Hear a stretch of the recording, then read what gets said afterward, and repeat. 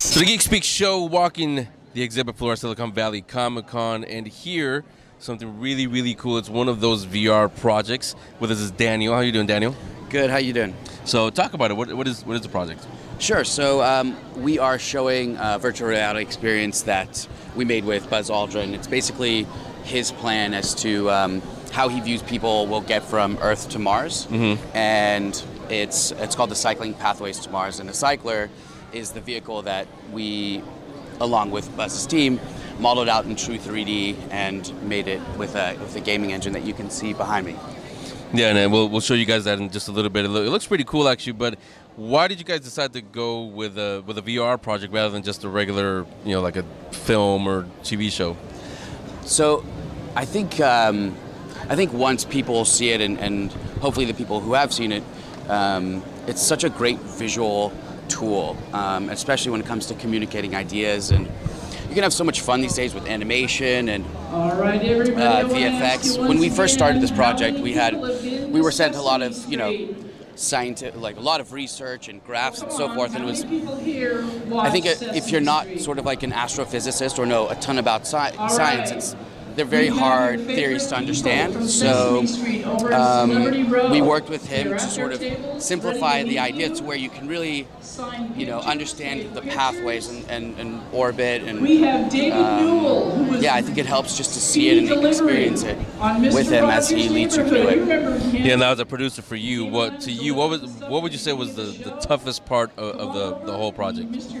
I think it's just try to make something as good as you can. It's with the creative process and the production process, you'll hit certain points that it's just tough to just keep on going until you feel like you've reached a point where the story is good and the visuals are good, and we really feel like we got to that point, and we're super happy to show it off to you guys and to the people here. Yeah, now Cycling Pathways to Mars, it's not just for fun. There's a purpose to it. And now for you, do you think it'll ever happen? Do you think we'll ever go to Mars?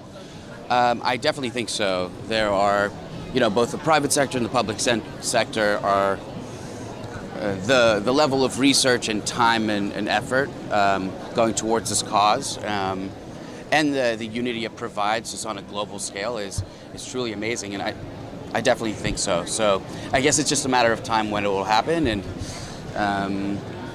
hopefully in the next couple decades, they say that the first potential Mars astronaut is about 10 years old at this point. So they could be in this room right now. We don't know yet.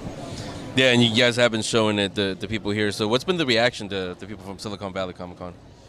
It's been really nice. It's this kind of community. It's nice to see that a good amount of people have actually tried virtual reality experiences before.